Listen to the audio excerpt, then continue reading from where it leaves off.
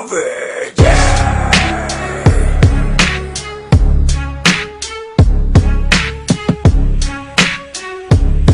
Cavite's finest. Itong istorya kung saan ako lumaki, sa makasaysayang bayan ng Cavite. Dito marami ang mga katulad ko, lahi matatapang at dugong matatalino.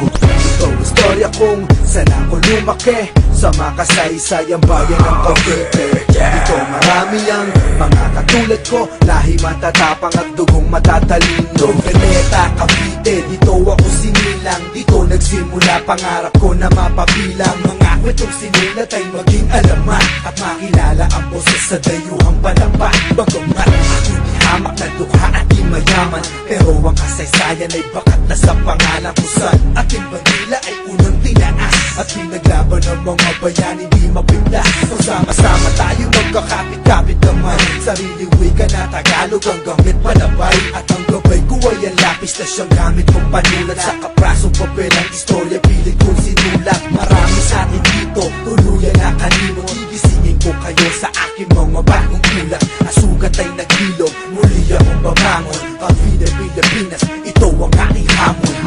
Itong istorya kung saan ako lumaki, sa makasaysayang bayan ng Cavite. Dito marami ang mga katulad ko, lahi matatapang at dugong matatalino.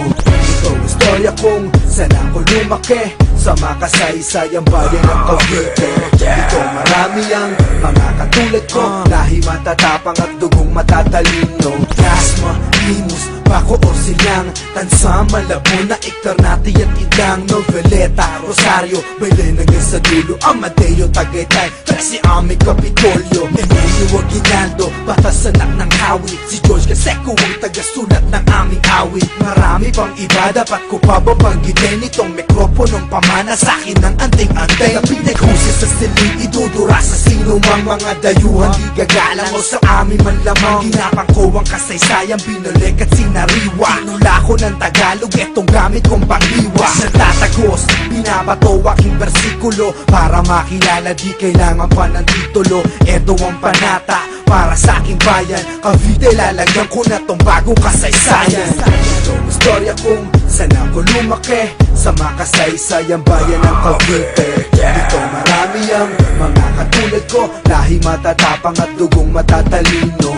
Itong istorya kung saan ako lumaki, sa makasaysayang bayan ng Cavite. Dito marami ang mga katulad ko, lahi matatapang at dugong matatalino. Itong istorya kung saan ako lumaki, sa makasaysayang bayan ng Cavite. Dito marami ang mga katulad ko, lahi matatapang at dugong matatalino.